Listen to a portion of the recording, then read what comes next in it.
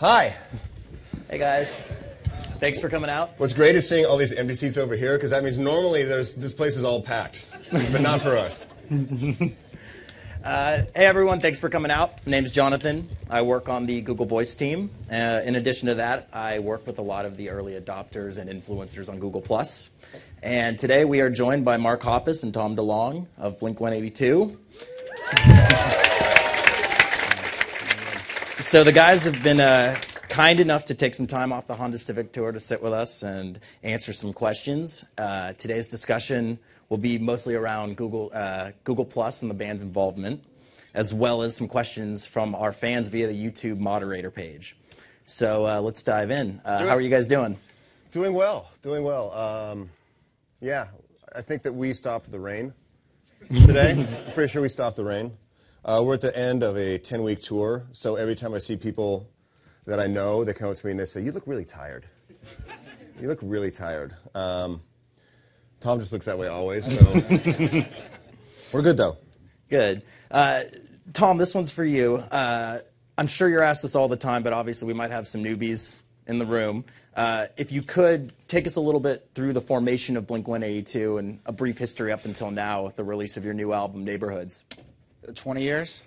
It's a 20-year speech. Give us the Cliff Notes. I got kicked out of high school, and I met his sister at the new high school. And his sister, she goes, "Oh, you play guitar? My brother's moving down here, plays bass." And I was like, "Yeah, you know." And at the time, actually, that's when I saw Scott play, because Scott was playing drums. He wasn't even in high school yet, but he came over at lunchtime for a battle of the bands with some other freshmen or something. He was like in 8th grade. And so he's at the school, and we're like, "Wow, this guy's a great drummer." And he's in junior high. So I started playing with him in his bedroom. Then I met Mark through his sister at that same school, and we started a band. And came up with the name Skateboarding one night, and here we are. But so now, years later, Travis was opening up in another band, and we were at odds with the first drummer, and we made a big departure and got the new guy in. And then next thing you know, we're here. It's crazy.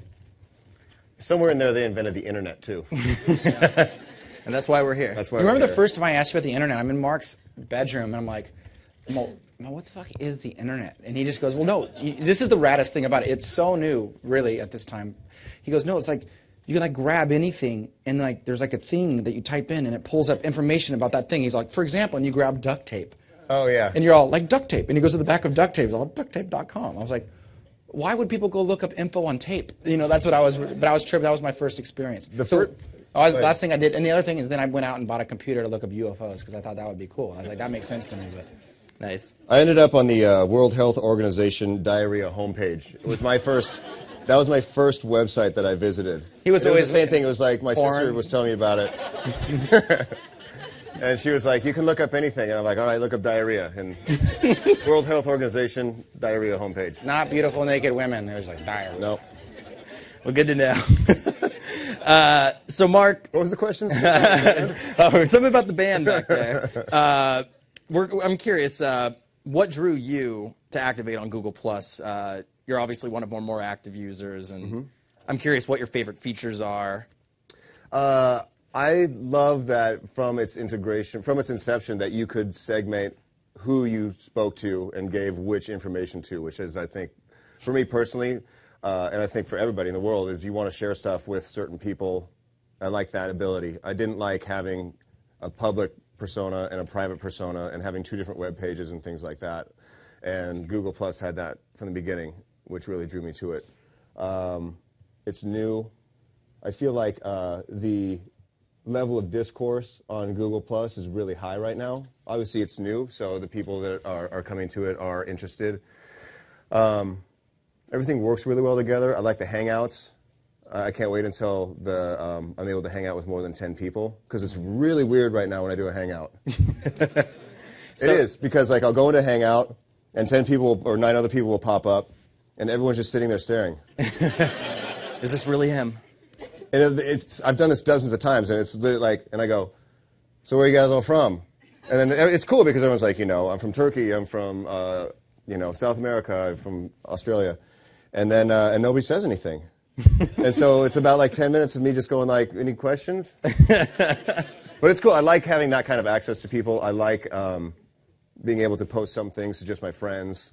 I like judging my friends and putting them in certain circles accordingly. I'm like the ruler of a small kingdom. I'm a benevolent king, but I'm fair, but yeah.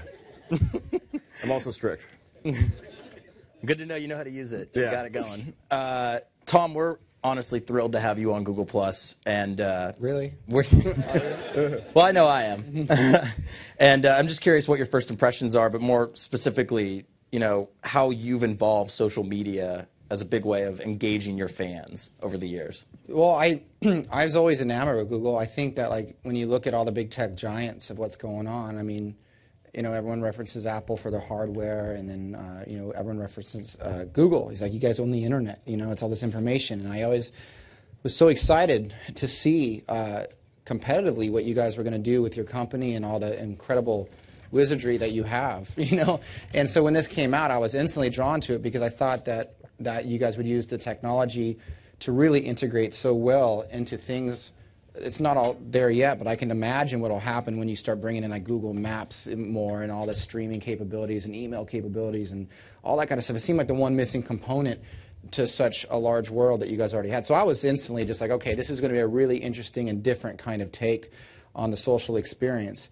For me, it's always been really important as the internet. I always described it as like the central nervous system that connects all these different countries and people of varying ethnicities and locations across the globe. But it's like instantaneous. This generation of people is so massively different than when we were a kid. So I think for a company that's so heavily entrenched in the internet, that's responsible for so much of where it's going and what it's capable of, the idea of having a social network be able to be the glue that ties all your other pieces together, I thought that would be a great thing for a business and for a band. And that's how I look. I'm not much.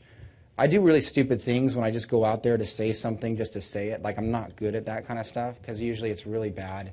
And I understand that. I'm trying to get better at that, but it has not gotten any better for years. But to be an independent artist and to be able to have that kind of reach and connectivity with your fans and to understand where the marketplace is going and how I want to basically create art that can go that can be a little bit more forward thinking, you need to have those types of tools. And like Mark said, being able to aggregate people but also send them certain pieces of information based on who they are, what their likes are. I mean, that's like a vague way describing what everyone's going after, and I think that you guys can do anything you want. It's a blank canvas, and that's what's exciting to me. Cool. That's the short answer. Mark, a personal favorite Google Plus post of mine is actually when you chose to reveal the track listing for your new album via a screenshot of just your iTunes library. Oh, right. And I'm just curious, was this planned? Was this spur of the moment? And can we expect this to be like, per se, the new press release, artists doing it themselves? I didn't mean for it to be the release of the album track listing. I didn't even think about it. I probably pissed a bunch of people off when I did that. I was so excited to have the actual album in my iTunes library as an album rather than just a bunch of files that I'd taken home from the studio. It was an actual thing at that point that I took a screenshot of it just because I was excited as a fan of our band. I wanted to put it up there. But I think that it is kind of the new press release. I think that people do more of their own press now. Traditional media is also completely important as well, but for me, I love that I can go on Google Plus and let a bunch of people know something or tweet something to 2 million people, and it's there. It's immediate. It allows us to be very agile with, from afar it would look like we're smart marketing, but really I'm just excited and I like to do stuff. It's as simple You're as anxious. that. I'm anxious and I'm excited, and I like that instant feedback. I like having a thought and having it go out to a bunch of people, even if it is dumb. I'm sure your fans appreciate it, right? Some people do. I never understand, though. I never get, especially on across all of this stuff, you post something and people reply back, oh, that's dumb, or you're an idiot. And you're like, you had to click a button to follow me. You had to read my thing, and then you had to click a bunch more buttons to tell me that you didn't like what I said. Just unfollow.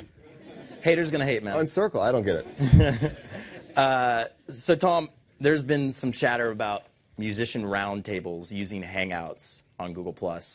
And I'm curious, Hangouts max out at 10 people. But in your dream scenario, if you could hang out with anyone using Google Plus, alive or dead, who would you guys like to have, each of you? Well, you know, there's a lot. I think a lot. To me, any kind of interesting discussion. It doesn't really necessarily matter who it is. I mean, it would be interesting to be with, you know, musicians, legendary ones from the '60s, because to me it's come full circle where bands came out selling very few records and they had to work really hard to make some noise and to get some attention. And then we ushered in the 80s and 90s where instantly you're selling millions, and you don't have to do anything and you're selling millions of records. And then now you're all the way back to where bands have to work so hard to sell a few, and I think it causes these artists to have to really think about their art and be a lot more progressive just to get any kind of attention. So it's actually a good and a bad thing, but it would be interesting to have discussions with artists from that time period, because I think back in the 60s and 70s, you know, that's when you started getting bands like the Beatles or Led Zeppelin, and they really start thinking bigger and different and just doing things that set them apart from the norm. And I almost feel like we're kind of going into that same zone again. So to me, that would be a really interesting discussion. But the idea that people can come and attend these things is really interesting, and that's what's so cool about the whole video streaming thing. It's just like that in itself is a whole institution that can go for miles and miles on its own outside of, I mean, especially integrated into a social network. It's just like, it's incredible. Mark, what about you? Oh, Napoleon Bonaparte. probably my grandfather, who I never got to meet. So like Einstein, probably Tom. You and Travis would be in there. With Einstein? With Einstein. Just make me look stupid? That'd be great. I don't know. Just a bunch of, I could think of a lot better list. Creative people throughout time. Creative, smart people throughout time. Socrates. It'd be a lot like Bill and Ted's Excellent Adventure. That's how you should think of Hangouts. Yeah, totally. Bill and Ted's Excellent Adventure. That's good analogy. Now, curious, Mark, you're actually known for responding directly to fans within the comment section of your Google Plus posts. Yeah. Why do you think this is important? I just like setting people straight and answering people's questions. I've always, as a fan of music growing up, I always dreamed about being able to ask questions of bands that I loved, and obviously there was never really... Actually, one time, I saw They Might Be Giants when I was 16 years old, and I sent them a letter. They played a song in this concert that they didn't put on any of their records, and I sent them a letter saying, hey, how come you never record that song, The Sun is a Massive Incandescent Gas? And I sent it to them, and they actually they actually mailed me back a handwritten letter. And I was like, wow, that's really cool. And to have that kind of access, much more convenient for me. Like, I can answer people's questions all day long, and it kills time for me, and it lets people know what's up with the band. And I think that people know that we honestly appreciate their support of our music. And I like that kind of interaction. It's important to me. We've always been like that. We've always hung out after shows and talked to people. Not you so much. Hang out, you know, I hide a little bit. But I like that kind of interaction. I like that. You guys should create like hardware that they can stick on their bodies and we can really touch them. Next question. That's why. That's why he doesn't post. That's true. That's true. That is true. We need those gems. So, Tom, in 2005, Blink-182 toured. 2005 is actually pretty unique because it also saw the launch of YouTube.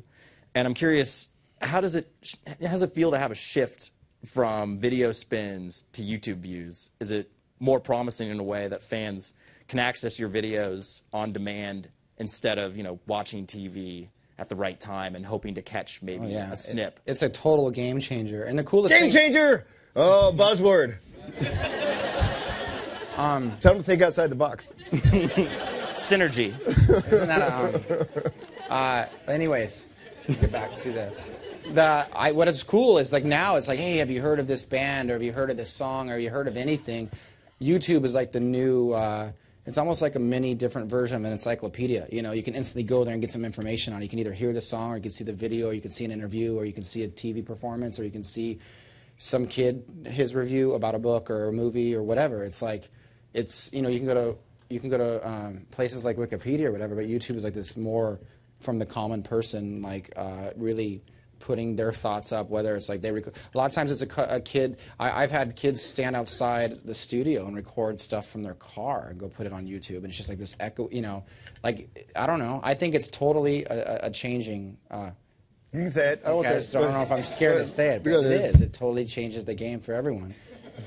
I just like it for, the honey badger. Which you hadn't even. I didn't even know seen about that. honey badger until 2 days ago. What's honey badger? Honey badger? I'll show you. Have you guys seen? All right. Never mind. You'll see it. I mean, You just guys have all some weird all shit the on stuff. YouTube is what I've noticed. Double rainbow, all the classics. Peanut Butter Man. Dude. Peanut Butter Man, exactly. I haven't even seen that one. That's just Peanut Butter Man. It's just that. butter. You guys search that on your own network. At your own. What are you yeah, guys putting at your up own risk. there? So this is for both of you. I'm assuming you both use smartphones, and I'm curious. Besides the Google Plus app, what are your favorite apps? I'm curious. Show them yours. I'm just curious. Listen. What would make your life? Your mustache app. I know. I love the mustache app. It's funny, but Do you not have it? well, I do, but it's just. Oh, okay. But no, I just don't know if that's a. Well, everyone's got Apple computers. I have an iPhone. I don't know if that's. He has, ladies and gentlemen, he has an iPhone. Don't. I know. There's a few of us that have iPhones. Yeah. What are our favorite app? My favorite apps? Is that the Yeah. question? Well, anything particular, maybe something that makes life on the road more convenient, or maybe staying in touch with your family and friends Right. a little bit easier. Well, I'm not much. Chat roulette. What did you say, chat roulette?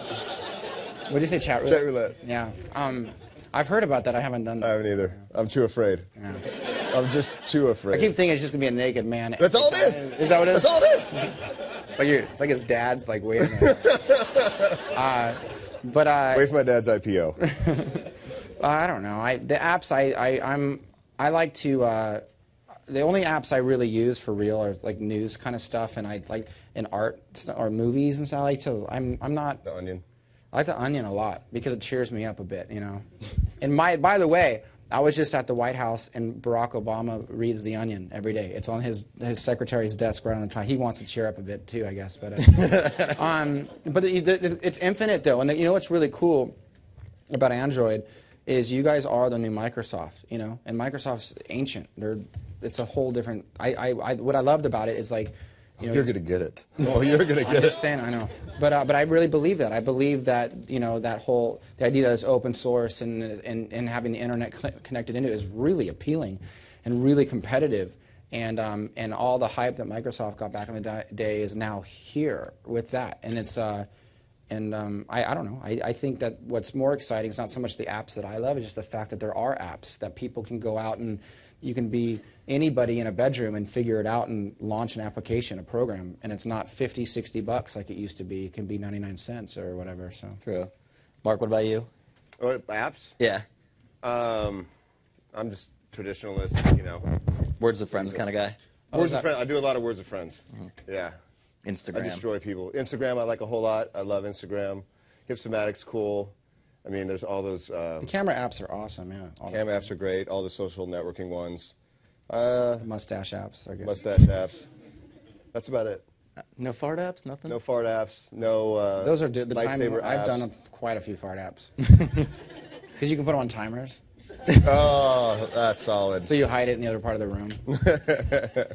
So we're going to take some time. We're going to take some questions. We had a ton of questions submitted online. So we set up a YouTube moderator page, and I'm going to go ahead and read some of those off for you guys. So a mighty big Dan from British Columbia asks, Tom, how long does it take for you to write your lyrics? Where does most of your inspiration come from? It doesn't take me too long. My inspiration usually comes from once the music for the song is more or less closer being completed, I'll just try and find an emotional current in it that makes sense. I'll either identify with it and write exactly like it, or try and write the opposite. It's a good question because I think it's different for every artist. They always say, I write the words first, but not for myself. I like to write the music first because that to me is like the foundation of the building you build on top of it. So. Kale Baskew, maybe I pronounced that correctly, No, I'm sure you're right. from San Jose, asks, what's going on with the Blinkumentary? Super excited for when it comes out. I'm sure it will be great. We are still working on it. It's still being filmed. And I won't lie, I don't even know much of what this is. We've been, a friend of ours by the name of Haven Lamro has been on the road with us for 2 years, kind of documenting the reformation of the band, us going out on our first tour, us going into the studio, working on this record, and I think we're going to wrap it up. I mean, we've been wrapping it up for, it seems like 6 months now. It's hard because we've been doing a lot of important things the past couple months. Yeah. So it's kind of like, keep filming. So yeah, it's an ongoing thing that hopefully will get released fairly soon. Cool. So XFobM from Belgium asks, what's your best memory ever when you were on tour? Well, that's hard. One of the best recent ones, we were fortunately able to headline Reading Festival, Leeds, which is 100,000 people. It's the biggest festivals in the world for a rock band, and or probably in general. So when you get the opportunity to headline that festival, it's like it's a highlight of your career. And we did that and broke quite a few records that night at that festival. It's in England, and that was huge. Coming off that, you felt pretty good about yourself, you know. Lots of people. Yeah, it's a lot of people, and yeah, it's crazy. And they're all staring at you. It's like weird, but. So Blackbird192 from Italy asks, Wishing Well, a song that may represent the story of every one of us, fans and Blink, told in 3.5 minutes. Where did you find the inspiration to touch so many hearts with such an amazing song? Props. Super props. I actually wrote the lyrics. You asked about the lyrics. I wrote the lyrics to that at my daughter's school. And there was a picnic going on, and I was not engaged because we were late on the recording. There's all these kids running around bouncing off the walls, and I'm sitting at a little bench. And I'm just like, what rhymes with it? By finding rhyme apps on my phone, I'm like, what rhyme? No, I didn't necessarily do that. I had no service. That's one of your favorite apps, right? You got to come up with a better story than that. But that's the truth. But I mean, fortunately, I'm really focused when it comes to studio stuff, so it doesn't really matter where I'm at. I mean, I obsess over it to where my wife hates me because I just live in those songs for in totality of the recording. So whether I'm at chat roulette with naked men or I'm at a school, I'm dedicated to figuring it out. But Wishing Well, it's a great song. And the song really is just about being a little bit lost, trying to find your way. And I think there's a lot of that on our record where it's, you know, everyone's trying to get by and everyone's trying to win in their own way, but we're on it together. So you did a good job. Thank you. That song's really good. Our final one. So Blind Brown Eyes, and we're going to take some questions from Googlers. Take some questions from lawyers? Googlers. Oh, okay, got it. Google lawyers. There might be some lawyers in there. Talk to my attorneys. So Blind Brown Eyes from Belgium asks, what's it like to be a hero for so many people? Oh. No pressure. Who are they asking? Not us, right? They're asking. It's humbling. Yeah, I'd say it's humbling. It's really cool to get to do what we do. We're amazed that after 20 years that we still get to come out and play Shoreline Amphitheater. I grew up in California, and 1 year I lived actually in Mountain View, and I remember when they built Shoreline Amphitheater. And to think that I play that place now as my job is pretty awesome. It's really a blessing. It's really fun. And you're welcome for being your hero. I don't know. What do you want to say? Cool. So I think we're going to take some questions from Googlers if we have some time. Are we going to do like a Maury thing and find out if somebody's a dad? Yeah. You have to do the dance, though. Okay, cool. If you do the dance. So if you guys, I guess if we want to start lining up, if anyone has questions for the guys. Pre-screen everybody and make sure they're all complimentary. It's the only thing we have here. So you brought up the open source of Android. And so I have a question about music and open source. Do you see music moving towards open source and, you know, really finding your revenue from concerts and merchandise and, you know, making music free for everyone? Do you think music should move in that direction? I think that's a good question. That's a really hard question to answer, but I think that there's some kind of I think that there's a compromise, and I think that music, the digital rights management, that should go away. That makes it kind of difficult because then the companies are kind of owning their own versions of the songs. But what I do think is that there is a place to follow that's very similar to how applications are running, where you put out an application and there's a free version, and then if you like it, you can basically upsell them to something else. And I think that music can work that way as well, where you put out some free stuff and you can complete the record, or you can have access to physical goods as well, collectible items, and a merging of multiple institutions where I think record labels and fan clubs and merchandising companies and things that were traditionally completely separate are all coming together, so you can have the ability to do that. Because right now, I mean, for example, we put out our record a week or so ago, and there was a massive issue because one group owned the songs, one group owned the technology, one group owned all the physical goods, and then the band was over here, and everyone was making money except for the band, and made it really hard. And then they all started yelling at each other, and the whole thing broke down, and we weren't even really personally involved in those conversations. And music was one of those industries where so many people came in over the decades and all started grabbing pieces, and it just became a really hard thing to create a business out of it later. So my answer is I think it's going to be some kind of compromise, but I do think there is an element of it being free, and I think that that's one of those things where you stake your reputation on. You know, kind of, I believe that you will like what we do, so I'm willing to let some of it go out to everybody, but to what degree is going to vary. Thank you. Hey guys, everyone's a collector, I think, of something in their own way, whether it's small or big. So I just want to know if you guys collect anything. Bodies. I collect vintage guitars, Simpsons action figures, and art. Not like a big collector or whatever, but I like art. Okay. I'm really bad at that stuff. Yeah, I don't. You know, it's funny. I don't like the. I like looking in the. It's really to my detriment too. I look forward so much that I don't look in the past. So I don't ever collect it. Nothing. I don't really value too many things from the past. And my wife gets mad. It's like photos, and like I kind of find it sad when you look at a photo and you go, "Oh my God, we were happy. We were young." You know, remember it. You know. But and clutter is weird to me. But I always envy, like Mark. We remember we were collecting laminates for the longest time too. Oh yeah, I collect hotel room keys. Hotel room keys. That's what it was. Yeah. I have boxes of hotel room keys from touring over the years. It's not weird. It's just. I love the actual keys. I have a shoestring with actual keys on it. But now people like me stole all those keys, so they have to go to key cards, and now I just have rows and rows of key cards. Gotcha. Yeah. I could break into any hotel in the world. Yeah, that's true. Yeah. You can use their pool for free, right? Yeah, for sure. That's the way to do it. Yeah. So I collect T-shirts and Android figures. Oh, and cool. Just wanted to see if you guys wanted to trade anything for one of these T-shirts. Mark will.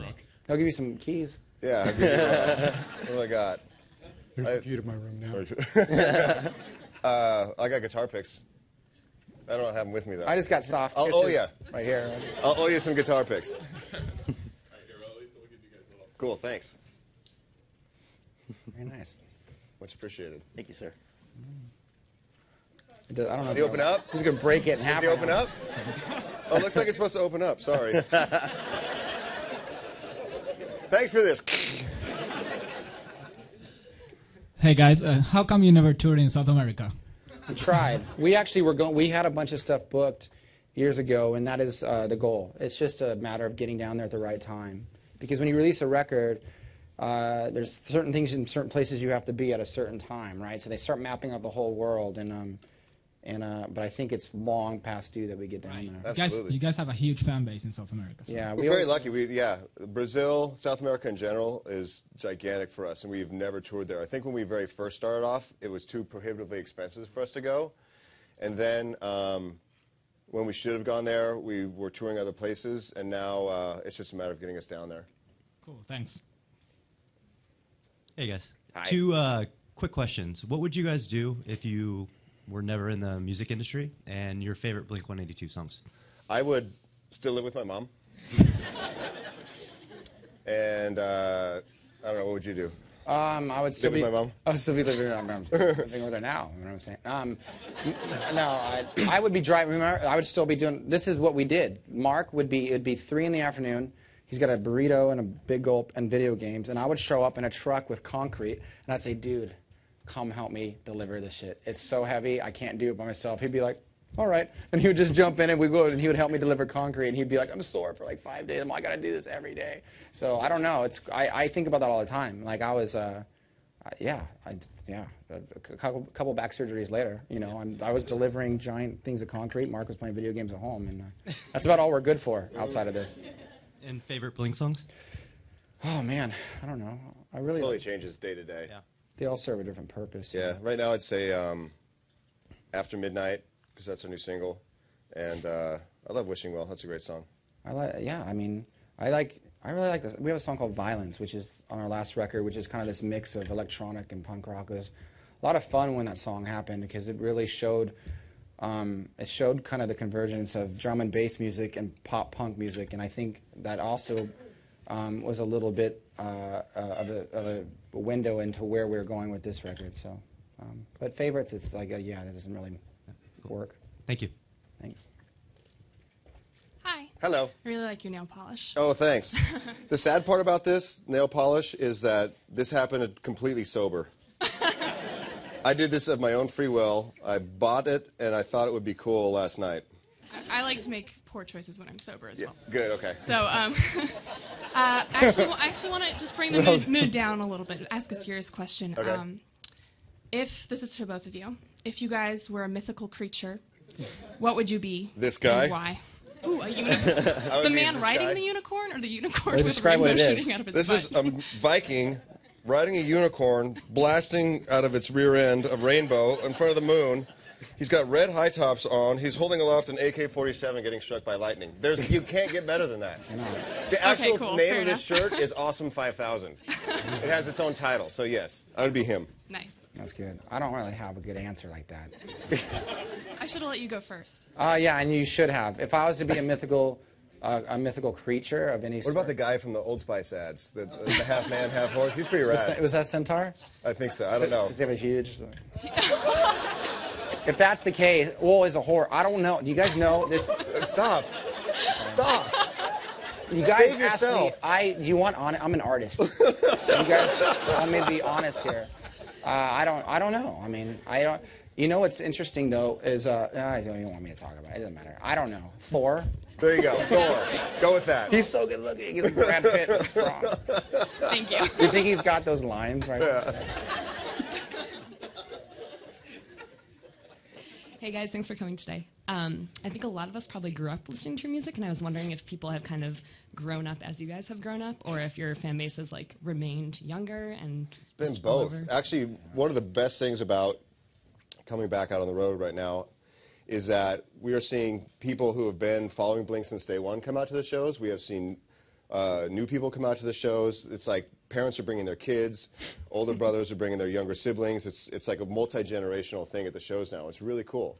That being said, I got a note from a mom the other day who brought her 14-year-old daughter to the show in Atlanta. Probably was not happy. And was very upset with what she heard us say from the stage. And I actually wanted to email her, but I have no way to contact her back. But I understand where she's coming from, but why the hell would you bring your 14-year-old kid to a Blink show? Yeah, well, Or at least know what you're bringing your 14-year-old kid to. Well, that's what's weird to me too. How did she must have been the one that, or maybe the kid just barely heard about it and said, "Mom, take me." Well, apparently the kid had saved up her money by working at a job all summer to come to the show, and then was really upset. But it was just the language. I'm like, look past that and look at the art. Yeah. Just what we're doing up there. I know, yeah. But yeah, it's a multi-generational thing. We have It's lasers. awesome. Yeah, we do have lasers. And I mean, we might be talking about some really bad stuff, but there's lasers. Yeah. Just right. Thanks, guys. I burned my eye out with a laser on this. That is true. He did. Laser hey in guys. Milwaukee. Oh, sorry. Go ahead. So we've been talking about the internet a lot, and how you guys have been a band that's kind of spanned from before the internet and then after, and how that's changed music. What I was wondering, has that kind of changed the way that you, I guess, go about making an album in terms of putting the focus away from making a complete album more towards like singles and like, you know, making a video straight to YouTube? Or do you think that it's changed the way that fans have kind of like looked at your albums and more taken single songs? And does that change the way you guys do things at all? Or It doesn't change the way that we do anything at all. I recognize the fact that there are some people who listen to a full album still. And when we sequence our album, we think a lot about like a song flowing into the next song and how like the different keys of songs and different tempos and different feelings of songs. So you can sit down and listen to a record as a whole. I also appreciate that people want to pick and choose different songs. It's the same as making a mixtape back in the day. I think it puts a lot more onus on the band to create 10 or 12 great songs. I think that the days of getting by with having like 3 or 4 good songs on a record and the rest of it be filler is long gone. because then people would just buy yeah, the people three. will just not buy the filler. I think I think fans' consumption is like what you said, though. You know, where, I mean, one way it's changed for us. We had 2 studios operating, so we're using the internet to pass around ideas, and we're using the internet to communicate with each other. To have 2 studios operating at the same time, and I also think that, like what we were talking about in some of the other questions, we're in the sense where fans can consume and get introduced to the art in so many different ways. And at the end of the day, you know, like Mark said, we want to do albums, but we'll still be excited if anybody just wants to take a chance with one thing they really like, you know. All right, thanks, guys. Hello. Hi guys. Oh, this is really high. Tom, I have a question specifically for you. My friend Andrew Lee from Northwestern University is obsessed with you, and he wants to know. He wants to know what's your experience doing Angels and Airwaves and how it has been different from Blink. Well, on Angels and Airwaves, we have. I'm able to not. We're so small that there's nothing that we're going to do that might impact old or necessarily new fans. We don't really know what we're doing, you know. So I guess with Blink, we're always conscious. What I did learn was by both. What I really like about it is I always tell people I get to play. On one part, I get to do things that are extremely unorthodox, and pretend that I'm cerebral, you know. And the other way, I get to be the kid that I always wanted to be, and always to maintain being eternal youth, you know, the spirit of having that angst. So having them both be around at the same time, I try to bleed some of those things over on both sides, where I kind of go, wow, you know, I really was able to learn how not to forget who I was, and also to remember about kind of who I want to be. But I'm also into that kind of stuff. Some guy was asking me earlier about what we collect. I read a lot of books. You know, that's probably the only thing that I collect is books, where I try to spend a lot of time becoming a better person. You know, but that's really bad because I got bad judgment. So don't think that that's really happening. But I try to have that come into the art. You know, I really try to have that lyrically. I was in a different place on the Blink record. Like approaching lyrics with Blink now, it's like I really was able to find out a little bit more of who I am, and like that song Wishing Well, it's got a little bit of spirit of me trying to be a little bit of a philosopher in some ways, you know, but I don't know. But that's a good question. Hi guys, thanks Hello. for coming. My name's Kristen, and my heart is pounding. My heart is pounding like crazy right now. We're handsome, we know. Yeah. So I have to admit, I came up here without a question in mind, and I have one now, but my high school self would have killed me if I didn't at least say hi to you. Hello. So, hi. My question is, my favorite album to listen to in high school was the live album, because it was so funny. Mm-hmm. What was your favorite album to record? Oh, you know, I don't know. It's probably, they're all rad. I remember the first time with Jerry Finn on Enema of the State was such an incredible experience. Everything sounded so good. Yeah.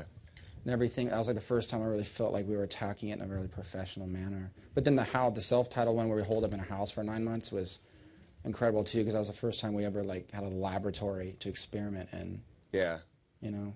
I think that Enema of the State was our first introduction into proper recording. We still had a lot of fun. Our producer Jerry Finn was one of the funniest guys that I've ever met in my life. That's where we first watched The Family Guy. Was on that record? Was it, or maybe it was the next one? He brought some good things. Yeah, he brought some good things into the world. And then I feel like on the last record was really about us experimenting and trying different ideas and feeling free to push ourselves. And this record was more like relaxed than anything. Relaxed. And probably because we took 2 years to do it. So they're all great experiences in their own way. I think that we all learned something at each recording.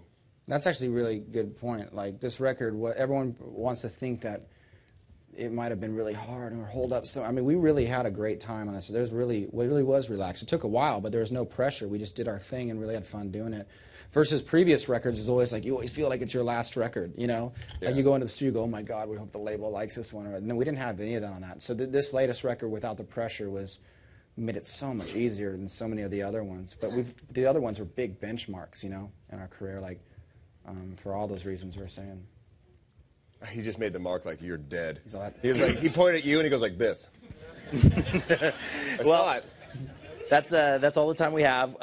Obviously, thank you so much, Tom and Mark, for coming and visiting and talking with us. By the way, I want to give you credit. You were my kind of introduction into the whole Google world. Right as I signed up, I had a question about doing a hangout or something, and Jonathan, you popped in and answered it right away. And I think that's really cool. I mean, I've never had that on any other service where I join up and there's somebody there like actually taking part and kind of guiding people. So thank you for that, and thank you for bringing us here today. Yeah, thank you, and thank you for everyone for coming out. Thanks, guys. Can we walk away now?